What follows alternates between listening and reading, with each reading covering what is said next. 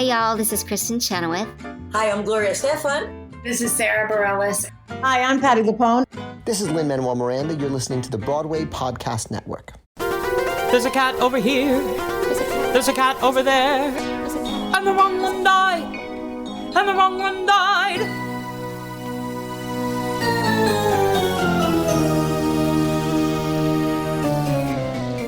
Welcome to The Wrong Cat Died, the podcast breakdown of the catastrophe. I'm your host, Mike Abrams, and today we have another amazing guest. We are working with the Perelman Performing Arts Center reimagined production of Cats called Cats, the Jellicle Ball to bring you a series of episodes throughout their run. I am honored to have Baby here with me today. Baby's ballroom dancing brings a whole new element to Victoria, and I cannot wait to hear about it. So welcome, Baby. Thank you for joining me. Thank you for having me. I was excited to have you on because I sat so front row, and I was really curious how they were going to do Victoria, like how you're going to handle, like there's those moments that Victoria is known for dancing, and you came out and I was like, okay, I get it. I loved how you brought the ballroom element to Victoria, and it was very clear you were Victoria right away. So I want to get to that, but I want to start with your Cats knowledge. So when you booked this show, how much did you know about Cats before? I knew very little about Cats. Okay. So my only knowledge of Cats was from, I went to LaGuardia High School. I was in the drama program. And one of my teachers had been in the Broadway production of Cats at some point. So that was like his thing that he would always talk about. He would always talk about memory. That was like, I think something that was really important to him in his career. Is this Lee? Yes. Lee strikes again. I've had Lee on this show before. Okay. Lee is a teacher, and he's had a few other people do Cats from his classes over the years too. And yeah, that is what a small world. Yeah. So that was my knowledge of it. And then going into the audition, which was in 2022 for the first workshop. Yeah. I had strayed away from theater after high school and was focusing on dance, becoming a commercial dancer and falling into ballroom, joining Amari's house. And so the first thing that I ever heard from Cats, besides Memory, because that's a classic song that if you know theater, everyone knows that song. But the first song from Cats that I heard was at the audition, and it was the overture. Wow. With crashes added. Yeah. Wow. So you had a teacher who did it, and that was a big part of their teaching, because I've heard a little bit about Lee's history with that. But it's just Memory, and so you come in, and this has been a 2-year journey to get this onto the stage, and so you get to hear that, but you hear the updated music. Wow, that's such a fun way of didn't know much. So how much did you know anything about Victoria, or was that from scratch? I didn't know anything about Victoria. I learned about Victoria from, obviously, when I booked the gig, I watched the London production that's on YouTube. And I didn't even see the movie until earlier this year. Okay. So what was told to you about Victoria's backstory? Because I do think the version that's with the revival or that you saw on YouTube is very different than the version you performance. Definitely. So the backstory that I was told about, and just consensus from watching it, was that she is a very virginal cat. And the solo, her solo in the beginning was her losing her virginity, metaphorically. So that was my knowledge of Victoria, but I knew from jump that I wasn't going to play it like that. Yeah. Because in this world, right, it's a ballroom story. And Victoria being the white cat is kind of funny in the way that if you're a white person in ballroom, you're a guest. Or, ballroom was created for Black and brown LGBTQ people.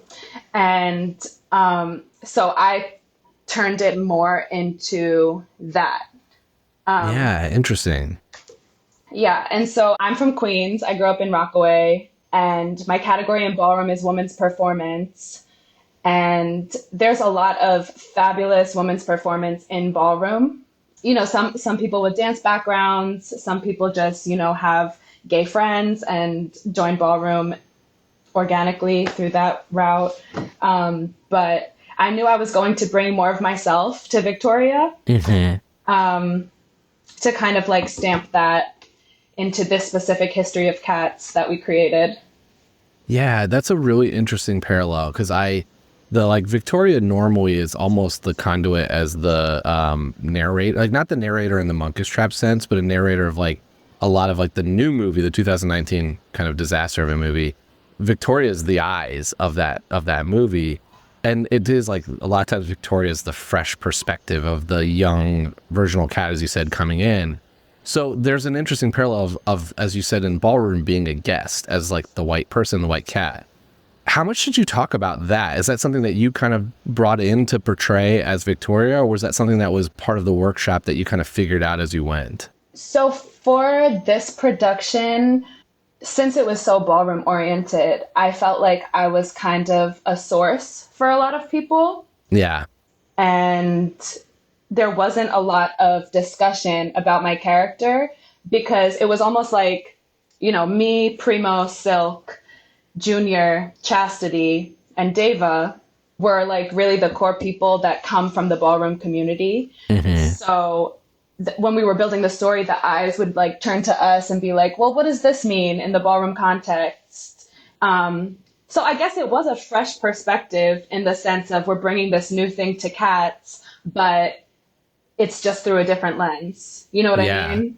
Yeah, definitely. I think that's what makes it so brilliant and so great is that as someone who, like, just being in the crowd, there was a mix between a ballroom group like that is there because of the ballroom element, and then the theater group, and then people who just have heard how amazing it is that are there for the energy and the experience. And I feel like your cast had a similar sense of you have a mix of theater background, ballroom background, everything in between, and you were able to kind of like merge these worlds together so beautifully.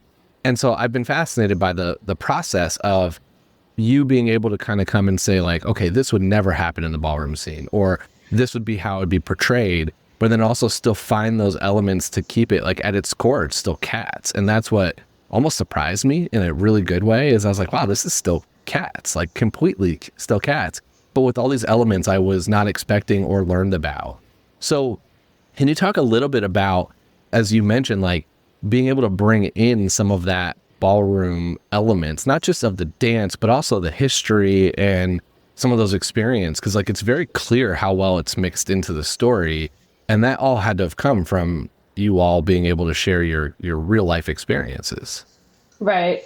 So you obviously know more about cats than I do, but my take on it is it's kind of a story of identity within community. And ballroom is all about identity, creating a name for yourself in a world that doesn't want you to have that name or to have that title. So to me, the story of cats is a ballroom story. It truly is. And we found more of that as we went on, even in the language of like Gus is saying, I knew how to gag. There were so many moments where the parallels were too easy and too good to be true. And then obviously there were some moments like in Skimbleshanks, for example, we're all waiting for Skimbleshanks to get to the ball so she could walk the ball. In ballroom, that would never happen. Okay. You're not waiting for anybody to get to the ball. But then, you know, between the conversations, it was like, okay, some truth of ballroom must be sacrificed for the legitimacy of the musical element of the story. And then we all built that together. We all had an agreement that, you know, we're building a new story from both of these things. Yeah. Yeah, it's like you're paying some homage to both sides, but it's never going to be perfect on either side because otherwise you can't merge the two worlds together, even with how well it overlaps. Like, as you said, it overlaps really perfectly. Like, I had always joked that I thought this was a singing competition on drugs. And so there is that like competition element that you can fit in really perfectly into like all the different houses and the different styles. Like it fits a community, a tribe really, really well. And so I've loved that's why I've loved this production so much, is when I heard about it, I was like, this fits so well. And then to see the execution of it is amazing. And it's so clear that you have so many different people coming to collaborate, because you've been able to do that by bringing all those elements, including I think it's the moments of happiness. Like, that was a part I wasn't expecting. And it was so beautiful to learn, as someone who didn't know as much about the ballroom community, to learn a lot about the history of that and to see some of that in, outside the theater and during the show. As someone I was watching it from the Cats standpoint, I'm like, all right, what's coming out here? And I learned a lot about the other side.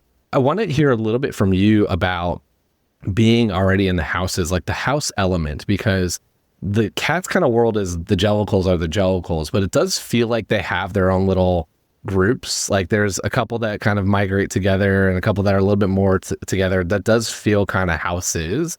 And so can you talk a little bit about the house component just in general in ballroom, but also with you coming from Omari's house and Omari helping, being one of the two choreographers, how your houses maybe influence on some of the choreography that people see when they come to see the show? Of course. In the Jellicle Ball, you have the House of Dots, which is me, Victoria, Tumble Brutus, Jenny Annie Dots, and Cassandra. Okay, so you're in the House of Dots. I'm in the House of Dots, yes. And then we have the House of Macavity, which is Macavity, Bombalurina, and Demeter. And we have the House of Larceny, which was made up by Mungo Jerry and Rumpleteazer. I love it. So yeah, those are the three houses that we created in the show to make it that authentic element. But the House of Orichi, the house that Omari created, which was the house that I joined in 2019, is very parallel to the House of Dots in the sense that Omari was the founding father. Jenny Annie Dots is the founding mother of the House of Dots. Mm-hmm. And she's a mother down. She takes care of her children. She makes sure they're ready for the ball. She makes sure they have everything they need. That is Omari. That is what Omari has always done for me. And, but Jenny Annie Dots, if you could tell in the Jellicle Ball, for example, when she dances and she gets down, it's Omari will get down if he needs to get down, he will step onto the floor and give you that performance. He has that fire in him. So whenever I think about the House of Dots, I think about the House of Orichi. Does Omari say that is very much the parallel, or is that just something that you're kind of picking up along the way? That's just something that we picked up along the way. And but in terms of the choreography, what I will say is the ballroom people in the show were very crucial in the building of the show. So there was the choreography that was set, but voguing is a freestyle dance. So we would be in the studio trying stuff, and then Omari and Arturo would be like, oh, that looks great, stick that. So I think the freestyle element is also what helped make the show seem really authentic, because we were really bringing ourselves and our own specific dance styles into the rehearsal room. I'd love to hear a little bit more about the choreography, because that was one thing I was a little not worried about, but the Cats choreography is either Jillian Lynn or Andy Blankenbuehler. It's these very, very famous choreographers. And there's this how do you, there are people, Cats super fans, that they are very traditional. If you're not doing Jillian Lynn's choreography, that's not Cats. And a lot of those people have come and loved your production, which is great.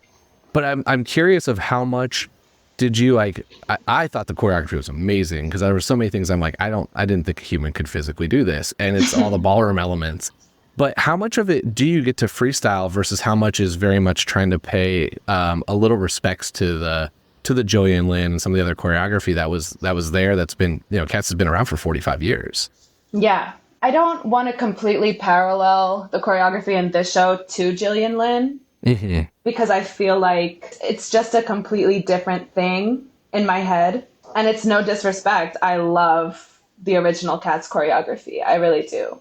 But for this, we had to, first of all, teach the musical theater people an entire language, an entire culture, which is ballroom and voguing, and the movement that is within that, which is feline in a different way. Mm-hmm.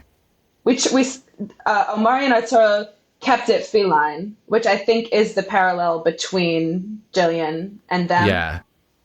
But with ballroom, the feline turns into more of like pussy. Like, can I say that? Yeah. It turns into like a pussy extravaganza, like with more demure movements and like the bend of the wrist, which we do at the end. That was the homage, I guess, to the original. But then the freestyle moments, anytime you see me, Deva, or Primo doing a dip in the show, like in the Jellicle Ball, you know, we have that section where Primo dips, I dip, Deva dips. That's different every night. Okay. Yeah. So we do have moments like that too. And then even in the Jellicle poem, where we're saying Jellicle cats are black and white, and we're all kind of doing like a small movement. This was movement that each actor kind of created themselves, either created themselves or was assisted by Omari and Arturo to really step into their character, their ballroom character, right? Because in this version, cats is a metaphor for your ballroom persona. And so that's as, you know, as fierce as you want to be, or as realness, like as thug as you want to be, or something like that. Yeah. It's really so interesting because you can tell. I was also at a preview, so I was really early in your production. I want to come back where I think some things are maybe now fully finalized, but there are moments I was like, well, the bows, you probably can kind of do different thing every night. But there are also some areas where it does feel like this can't change and this could change. And so it's really cool to hear how you get to almost bring, which is what the cats would do, like your own version of today. This is how you feel today within the idea of like, this is the way Victoria is supposed to be in general. Mm-hmm. So I've kind of loved all those moments. And I do think it brings an energy to the audience and to the crowd that not that doesn't exist in the other productions and other versions, but it's just a different type of audio, like energy. Like you're very much it's a little less interactive. Like there are moments, but you're in a theater sitting there kind of looking forward. Whereas at least for me, being at a cabaret table, you were behind me, you were right in my face at one point. You were at the ball. Yeah, you are in the show. And so that made it really also kind of super interesting. I want to say one more thing about choreo, because there was actually one Gillian Lynn reference where Mungo Jerry and Rumpleteazer do that cartwheel thing. Mm-hmm. And in our version, we wanted to keep that. But since it was tag team performance and Mungo Jerry and Rumpleteazer end up losing, we had Primo and I do it. Yeah. Like as a homage, but as a, like, this is a different story. So I like that part. It is such a great part. It's also, a really cool part of the like, again, that's where I felt like you, even without it being, like, there's still some moments that if you're a Cats Gillian Lynn purist, you're going to notice and see, which I thought was really cool. Cause like you're able to, again, create something new, but still keep the core of what it was, what it is as a show. And it's a very thin line to kind of like go around. And it was, I'm sure, a journey to get you there, but it was really amazing to see. We're going to take a quick break and then we'll be back for more of The Wrong Cat Died. I want to hear one more thing before we go to rapid fire.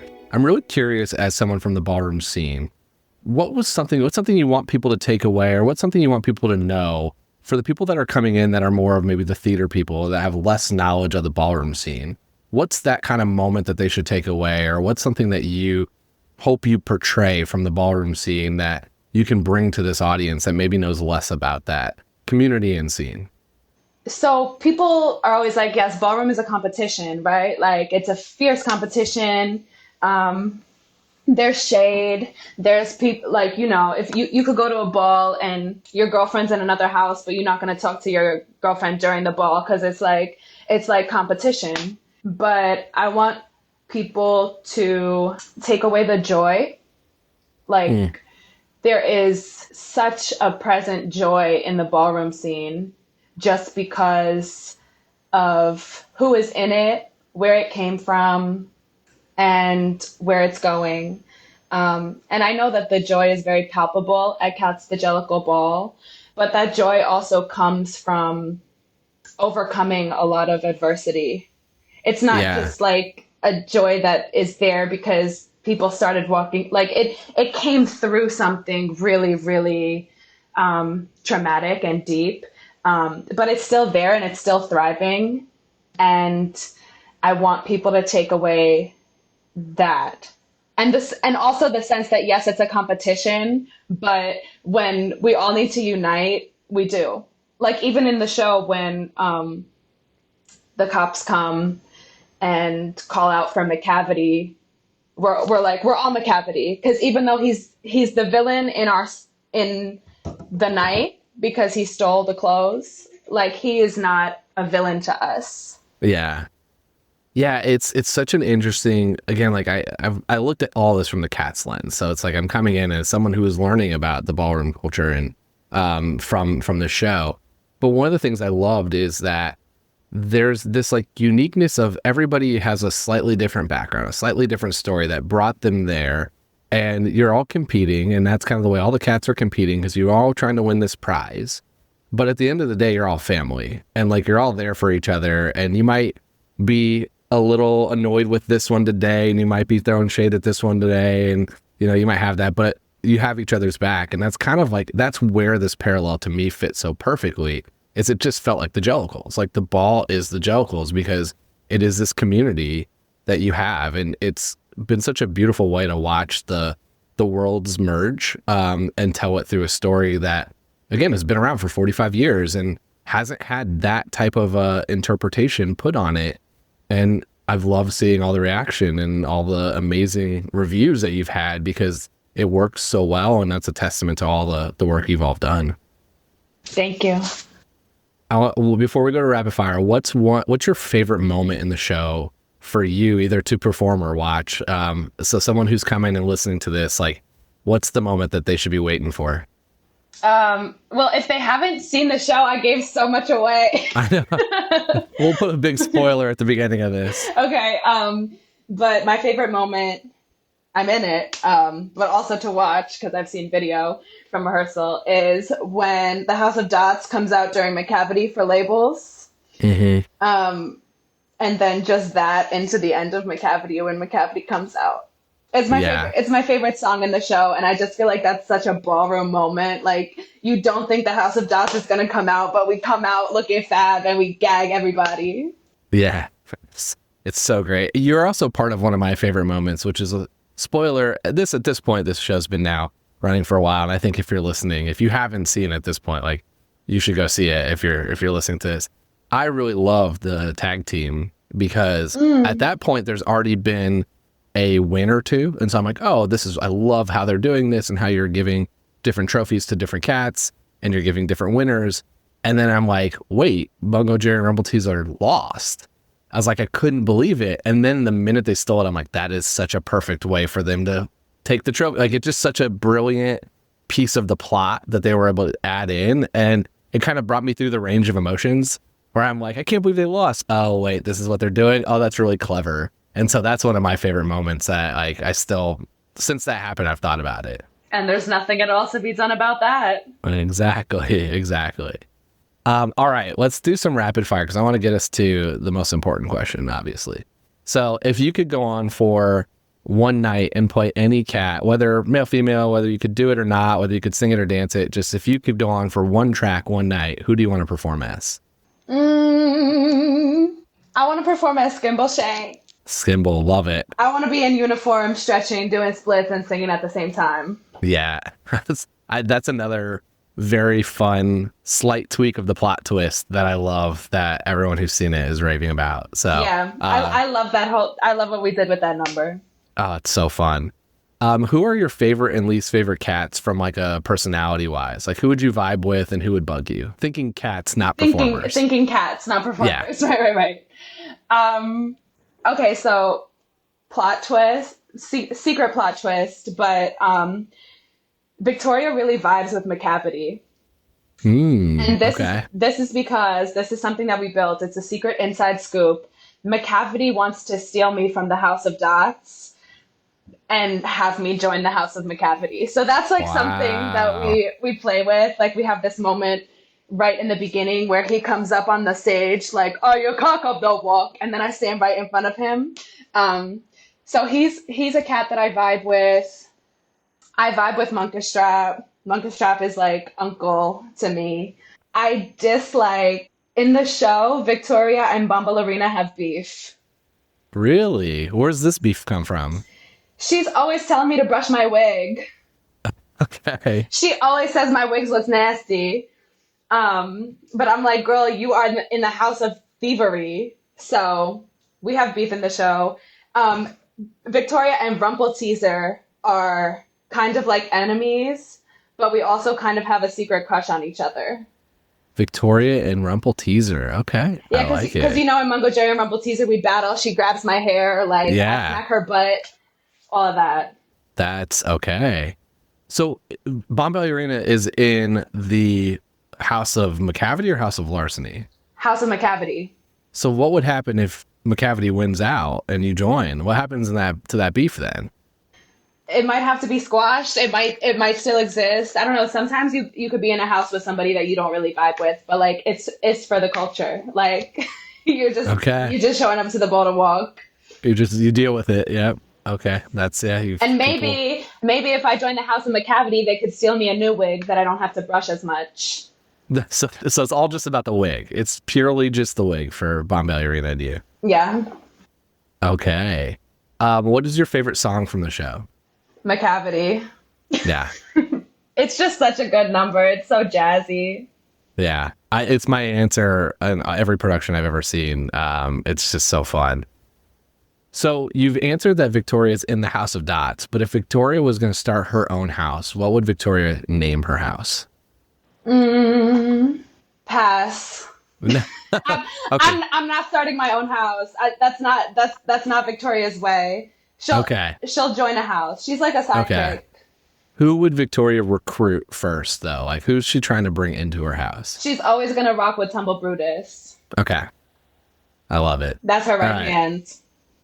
So my most important question. I've argued at length. I don't think Grizabella is the right Jellicle choice. I think your production makes it much harder to make that argument, but I want to hear who you would make as your Jellicle choice if you're picking and why. With all due respect, Grizabella is the Jellicle choice. I don't care about any other production of Cats. In this production of Cats, there is no other choice but Grizabella to be the Jellicle choice, and this is why. You could argue with me. I have time. Femme Queens started Ballroom. There would be no Ballroom if there was no Femme Queens. Mm-hmm. When Ballroom goes into the mainstream, it's always someone else that's getting the spotlight. Like, people think Madonna created Vogue. You know what I'm saying? Yeah. So, to have a Femme Queen win is my choice. Mm-hmm. So let me ask you this. What is the Heaviside layer in your interpretation? In my interpretation, and it's interesting because this is something that we didn't talk about too much in the process of building this show. But, you know, you see her go up the stairs and then the door opens and you hear birds and then you hear like a taxi. And so it's kind of like a not so serious moment, but it actually is a serious moment because to me, being the Jellicle choice is like, you got your ballroom accolades. Your legend or your icon. And then you get to go out into the streets and be that same thing.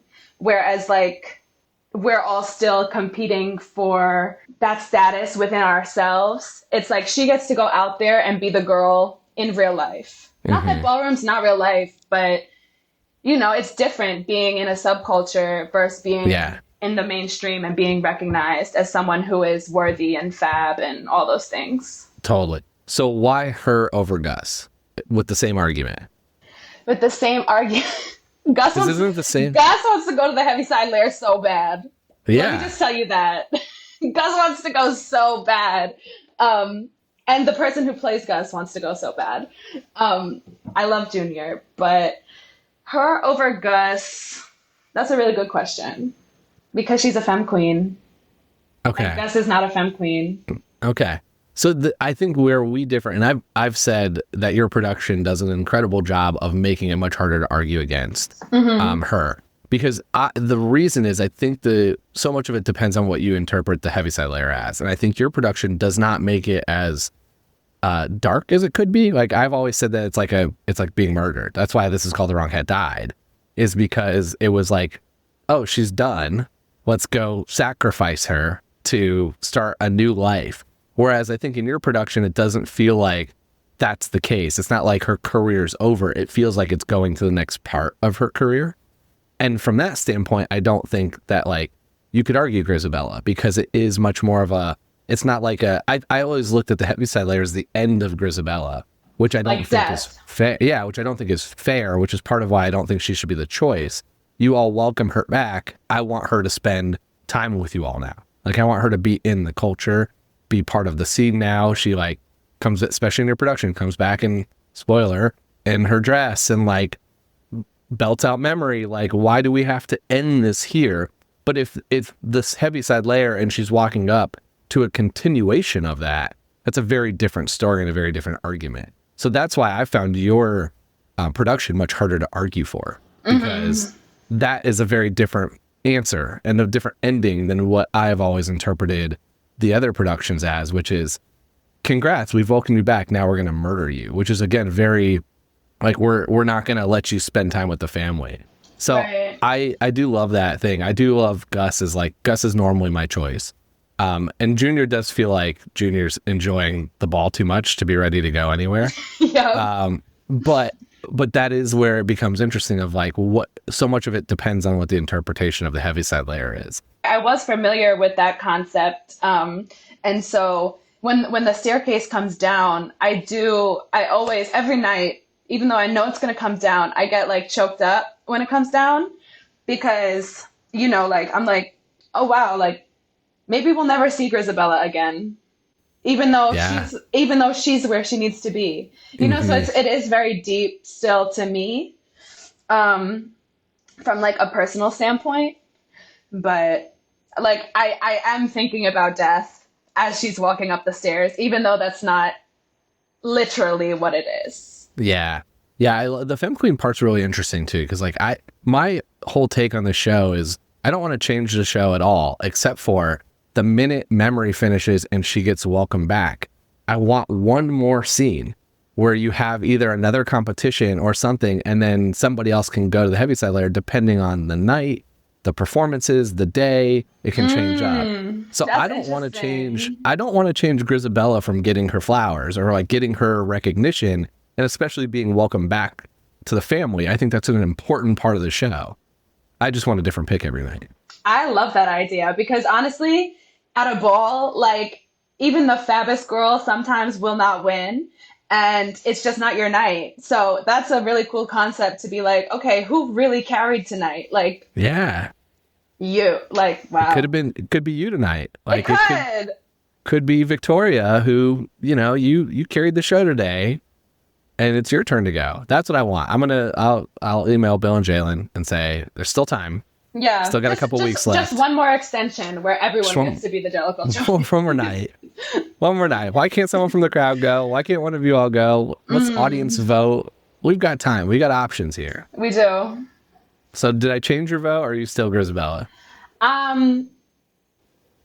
I got you thinking. That's at least all You I have really me was trying to do. thinking.